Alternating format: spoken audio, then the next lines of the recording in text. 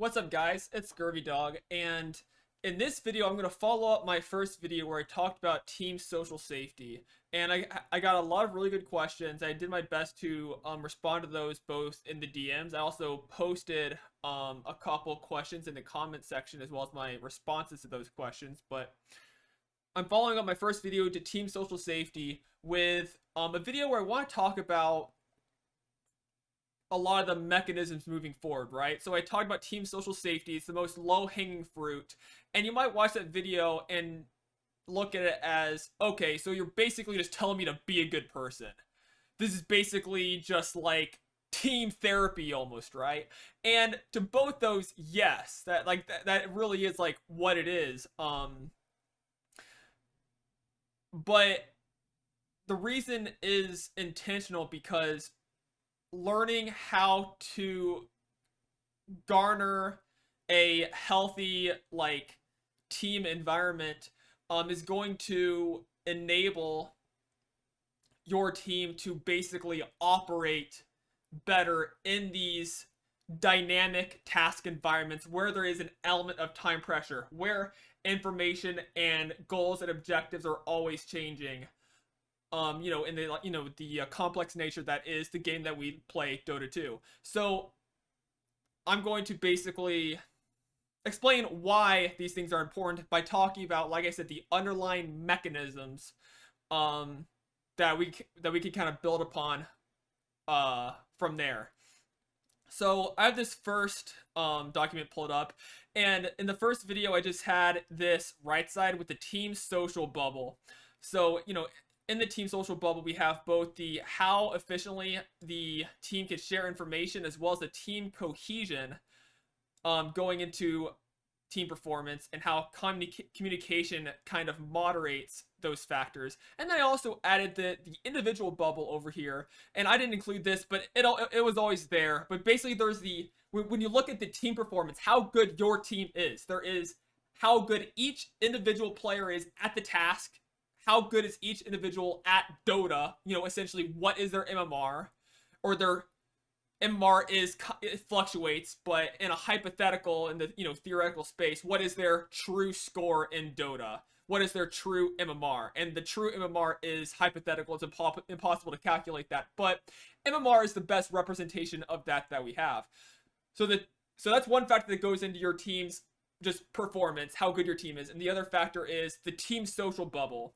And obviously, this series is all about how to maximize this team social bubble to improve your team's performance. So even though you might not have the best players in a league, you can perform better than what your team should perform just by playing better and having more team synergy. So I'm going to go ahead and switch to the second part of this video. So there's a lot of information here on screen, but bear with me. I'm going to kind of lasso everything in and explain this all for you all. So we have our Dota team that we are going to kind of talk about here for our example. It's your typical Dota team. And let's say that this is a team that's playing in a league that you're playing in, right? So we have Abby playing position 1 anti-mage in this hypothetical game. We have Beth playing the position 2 mid Shadow Fiend. We have Cass playing the position 3 offlane Axe. Dave on the position 4 Earth Spirit. And Evan on the position 5 Crystal Maiden. Okay? And each individual player, is represented here with the hero in the position, right? And I also have the enemy team. So the 5 heroes up here in the corner are just the enemy heroes. And obviously, I'm going to be referencing enemy heroes in this example. But I have the enemy team. And we don't care who they are individually. But that's the enemy team that we're working with. So these are the players, the positions, their heroes. And now you see a bunch of boxes and this giant, oval up here. So these boxes and this oval is basically the information, where the information regarding the game is stored. So we have the team information bubble up here, and the team information bubble is essentially the the bubble of information that is shared across the team that people are constantly contributing information to and drawing information out of. And then the boxes below each player are the individual boxes of bits of information, right? Now you're asking yourself, well, Scurvy Dog, what is a bit of information? So you'll notice that Abby has, these bits of information, and these bits of information I have represented just by variables because these can really be anything. But you'll notice that some of the information is shared between team members. So Abby being a pause 1 and Evan being a pause 5, they share some information because they're related together. They're seeing the same things on their screen, right? So Abby and Evan, and obviously there's going to be way more bits of information that's going to be, kind of ingested by each player throughout the game of Dota. But in this example, I narrowed it down, to a maximum of 8 per player. But obviously there's going to be, in the hypothetical sense, in reality, there's way more than this. But Abby and Evan, they're laying together, and they share bits of information A, B, and C. But what are A, B, and C? So, Anti-Mage and Crystal Maiden. Let's say the opponent, the opponent offlaner is a Centaur War Runner and a Clockwork. So that's the offlane. And let's say Evan, on his pause 5 Crystal Maiden, started with 6 mangoes and tangos, and he is just guzzling mangoes and just spamming his frostbite on the Centaur. And Centaur is not having a good time. Centaur is constantly on like 1/6, 1/5 of his hit point. Centaur War Runner cannot approach the creep wave. And let's say we are 8 minutes into the game, and both Abby and Evan both know that Centaur literally has like 4 last hits. This is a disaster, right? Information bit A that is shared between Abby and Evan just naturally because they're both playing the game. They're both ingesting a lot of the same information, seeing the same things on their screen, and ingesting the same information. The information bit A is Centaur War Runner is having a horrible game, and Centaur is probably not going to get a Vanguard until like minute 13. And probably not a Blink Dagger until minute 21 or 20. So let's say that is specifically what bit of information A is. Centaur War Runner is getting a delayed Vanguard and getting a very late Blink, so he's going to be a non-factor for a big part of this game.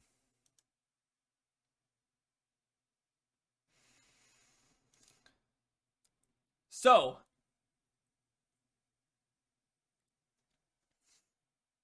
in this hypothetical, let's say we're, like I said, 7-8 minutes of the game. The mids are now, level 6. There's going to be some, rotations with the mids wanting to use their ultimates. And Centaur doesn't even have a Vanguard yet, right? If that's not shared across the team, Beth, Cass, and Dave, who aren't in that bottom lane, I guess if our hypothetical team here is the Radiant, Beth, Cass, and Dave are in that lane. They might not know how much of a complete pub stomp is going on there, right? So they might be making decisions based on Centaur having a normal game where he might get a 5-6 minute Vanguard and might be walking out of lane with an 11-minute dagger. And Beth, Cass, and Dave might not know Centaur is having a horrible game unless Beth speaks up. Or, excuse me, not Beth. Unless Abby speaks up and says, hey, guys, me and Evan have decimated this Centaur. Centaur's not getting a Vanguard until 9 minutes, and he's not getting a Blink Dagger until 20 minutes. That is how bad his game is, right? And as Abby says that transfers that information bit A up into the team, the bubble of shared team information, in that hypothetical space of information that's shared across the team, right? And now that bit of information is now shared, everyone's, both heard that information, retrieved that information. So Abby transfers a bit of information A up here into the team shared information pool. And then after hearing this information, now Beth, Cass, and Dave can now assimilate that into their information pool. So now Beth, Cass, and Dave can now make rotations and make decisions based, much more informed now that they know that Centaur Warrunner is going to be a non-factor this game. Now, so that's, just the hypothetical for, bit of information A. Now, so for, just to give one more example of what a bit of information could be, let's say that Cass and Dave, they're both in the top lane or the Radiant off lane, and they have a ward on a 360, and they see Ancient Apparition walk into the river at like 345, and you could probably presume that Ancient Apparition is going to contest the top water rune, right? So Cass and Dave see this, and they say, hey, Beth, Ancient Apparition is going to contest the top water rune, right? And now all of a sudden, so let's say Cass is the one that speaks up. Cass says that, transfers that bit of information from her individual pool of information that she recognizes, and she tosses that, and now by communicating that is now in the bubble of shared information, right? Now the rest of the team hearing that, but the important person being Beth now hears Ancient Apparition is stepping, into the river to contest the top water rune. Either I'm powerful enough to walk to the top water rune and potentially get a kill on Ancient Apparition, or just go to the bottom water rune and get the bottom water rune to avoid the confrontation with Ancient Apparition. Depending on how Beth's game is going, she can now make that decision with that information that is relevant, might be really impactful in potentially her decision making, how she wants to play her game. So that's why sharing information is important, because by sharing information, each person and their both individual experience on how the game is kind of manifesting can take in information, because there's a lot of information that's constantly going to be, taken in through the duration of a game. And now by speaking up and communicating, you can now put the critical bits of information that the rest of the team will want to know into that sphere of shared team information, so that the other players can assimilate that into their own knowledge pool to make informed decisions based on the things that are important to know. So, with that in mind, in a perfect world, it's important to put a lot of information up here into the kind of shared information pool, because the more information that's, being shared up here, and, let's just say, X, Y, Z, like I, J, the more information that gets shared, the better informed everyone can be in how they want to play the game, just by the critical information, the important information being shared. So, as a baseline, we want the critical and important information that might have the potential to affect and change our decision making. We want that critical, important information shared across the team, so everyone has that information, because it's critical and it's important. But here's the thing, right? We want as much information up here. But one of the challenges that we have with this is that there is a limited bandwidth. People are going to be in a 5-way Discord call, and a lot of time, only one person can be speaking up at once. So that's why it's both important to speak efficiently, as well as only to speak to, what's actually like important to be communicated, right? Because let's say you have some guy on their team and they're just going on about some nonsense. Let's say, oh, well, actually, when Valve was developing the update where they're going to add Wraith Pact, originally it's supposed to reduce all damage by 50%, both spells and attacks, and well, that's not the correct patch. The correct patch was actually 6.931B, and they were about to add C a week later, but that got delayed, but they ended up scrapping it, and my dad is Ice Frog. Yeah, no, my dad's literally Ice Frog. Like, if someone's going on about some random bullcrap that isn't important, if someone's going on about that stuff, guess what is not being communicated? Storm Spirit got an Arcane Rune and he's going bottom. If someone's going on about nonsense, the team doesn't know Storm Spirit has an arcane rune and he's going bottom. If someone's going on about that complete nonsense, people don't know, hey, Phantom Assassin is going Desolator first. No Battle Fury. So they're going to be wanting to fight us really early. Because, so, in a game, you also want to make sure the limited bandwidth, that bandwidth capacity is being maximized with bits of information that are going to be important and critical for the team to know. Now, I could kind of branch this off into talking about, you know, how do I communicate more efficiently, more effectively? How do I reduce the amount of bandwidth that I'm consuming, you know, per bit of information I'm putting into that space of team information? I could, you know, go down that route, but I'm going to stick more towards the low-hanging fruit, you know, towards the kind of what we've already talked about in regards to like team social safety. So let's say, you know, in this hypothetical example one, let's say that Evan, he's a really shy guy. Evan doesn't really speak up a whole lot. You know, Evan joins a Discord call, but he joins a Discord call. He doesn't even say hi. He joins a Discord call. You might hear him chuckle at some of the teams bantering every once in a while, but really, all in all, Evan really doesn't speak up all that much. And even like during games, you know, throughout, you know, entire durations of games, you don't really hear him talk at all. And, you know, if he does say anything, it's from someone else on the team asking Evan a direct question where, you know, he answers pretty thoroughly, right?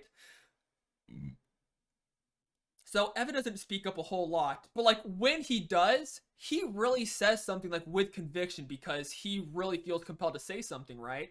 So we know that Evan is shy. Evan doesn't say a whole lot. And let's say we're in a 65-minute game. We got tier 5 items out. There's no buybacks. We're in a very dicey situation where like the next team fight will decide the game.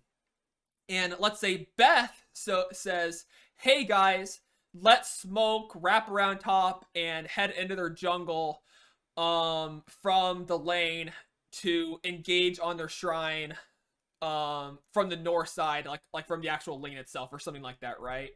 And Evan out of nowhere says, no, that's a bad idea. I know one of the players on the other team, we've had conversations about how the best way to kind of play out these, like, you know, late game scenarios. I think that we should just smoke bottom and try and kill the last racks and get mega creeps while we know that they're not in their base or something like that, right? Evan doesn't, you know, doesn't really say a whole lot, but when Evan does speak up and say something, all of a sudden it's like, whoa, Evan said something, right? And let's say Abby, you know, Abby's a mean girl. Like, she's in on all the banter, but sometimes, like, when things get intense, Abby isn't really very centered with her words, and she says, "Shut up, Evan. That's the stupidest thing I've ever heard." All of a sudden, Evan, this guy who doesn't say a whole lot, but when he does, he says it with conviction, and he knows he's right? So Evan is a guy that doesn't take up a whole lot of bandwidth. He doesn't contribute a whole lot to here, but when he does, it is very, very important, very influential, very critical information. Like, Evan doesn't put a whole lot of bits in the team shared information space, but when he does, there's a lot more resonance with what he says because he doesn't speak up a whole lot. So Evan doesn't speak up a whole lot. Abby says, "Shut up, you're dumb, you're wrong." All of a sudden, Evan is sad, Evan is hurt, and Evan just shuts down. And Evan doesn't want to talk at all anymore. Evan recognizes, I don't talk a whole lot anyway.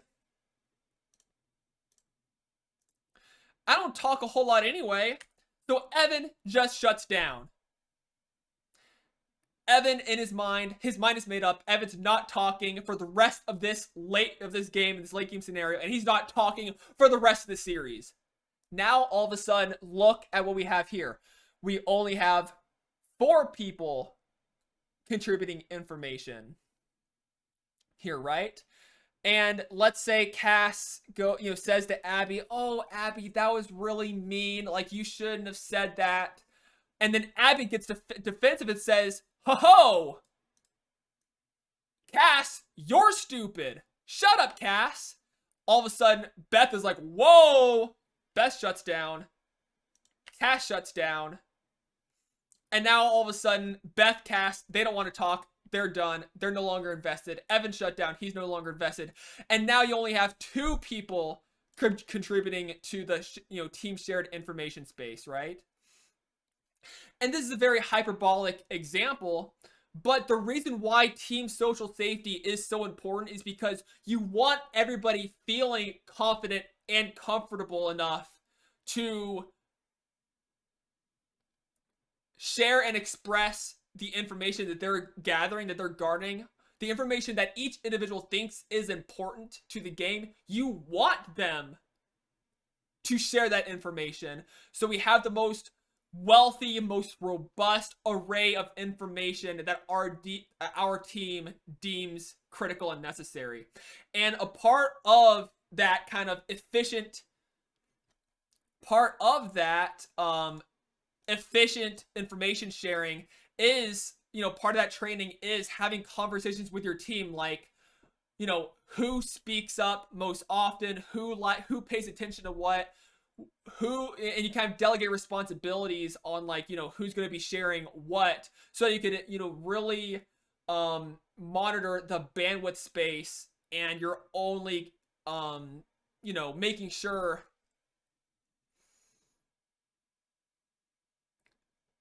really, narrowing down and really harnessing, like, the most, critical and, efficient, or the most critical information is being shared in the most efficient way possible, right? And there's going to be moments of downtime, like normally during the laning stage, there's a lot of downtime where there is a lot of bandwidth available. There is a lot of space to talk and share information and bits of what's going on and whatnot, right? But, let's say that, both teams are, both teams have a ward on a 360, and both teams are kind of jockeying, trying to get in, like, the most perfect position for basically an impending team fight. All of a sudden, and moments that are really, really intense, there's that bandwidth. It's really, really, really, really squished.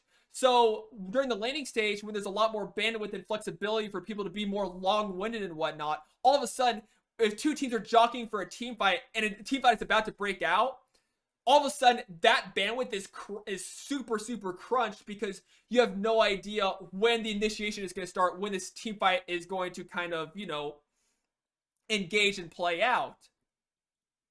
And even beyond that, when a team fight is actually going on, there almost is no bandwidth. Like, during a team fight, you can't be like, yes, well, Lion, you should blink, or I guess there isn't a line in this case, but let's say, Earth Spirit, you should boulder roll into the Storm Spirit and silence the Storm Spirit, and once you silence the Storm Spirit, I will blink on Crystal Maiden, and I will frostbite the Storm Spirit. Like, there is no bandwidth in team fights, so, like, when it comes to when the team fight actually starts, the bandwidth is squished even more, and there's almost this huge element and factor of this non-verbal communication, where you are reading the body language of the hero avatars to try and pick up and recognize what their next move is going to be, so you can kind of anticipate and coordinate, all in this space that's completely non-verbal. So, with that, with all that out of the way, just to kind of summarize, kind of like, what I just spoke to.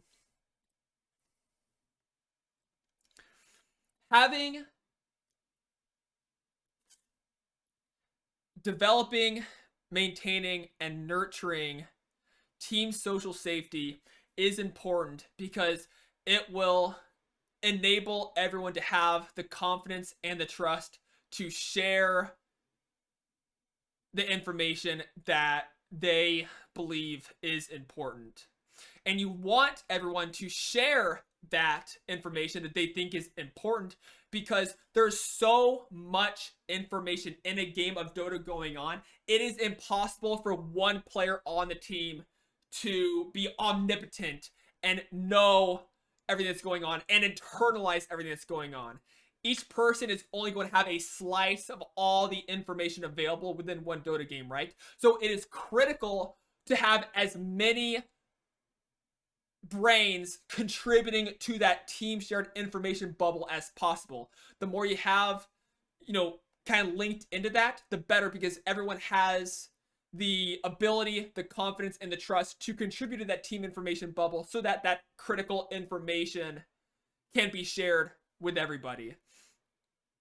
The moment that someone, shuts down, and just basically, becomes disengaged in whatever way that might be, all of a sudden you have less slices, big slices of information that aren't even being contributed to that shared information space anymore, which makes decision making for everybody much, much more difficult. And you're now playing at a significant disadvantage from there on out as soon as someone kind of, disengages and no longer cares about winning or cares about kind of sharing what's on their mind.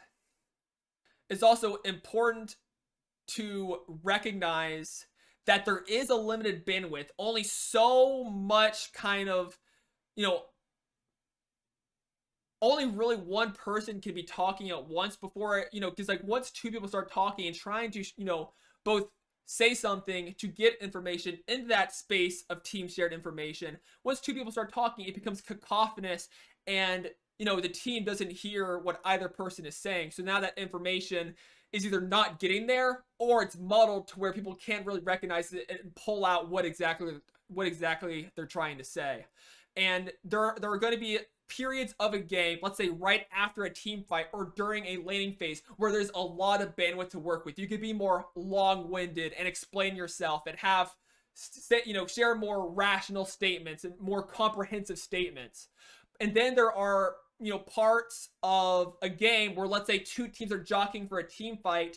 There's a lot less bandwidth because, at any moment, initiation might start and the team fight will break out, and you're trying to say things like, where heroes are, where heroes are flashing into the vision. You're looking at their inventory, trying to see who has blink daggers and whatnot. You're trying to talk about targeting, like who are we targeting, who's going to stun first. Like, the bandwidth is really shrunk there. Then all of a sudden the team fight breaks out. All of a sudden there is hardly no bandwidth available to work with at all. You're working almost entirely on nonverbals and reading nonverbal cues from the enemy avatars and your own team's avatars during the very, very intense few seconds of a team fight. So it's important for everyone to be happy, to feel respected, and to trust and be trusted. So they're sharing what they think is important. It's also important for people to recognize that there is limited bandwidth. So be careful with the bandwidth that's available to you at the time. And there's going to be certain degrees of bandwidth available at the, varying stages, of a Dota 2 game as a Dota 2 game kind of elapses over time.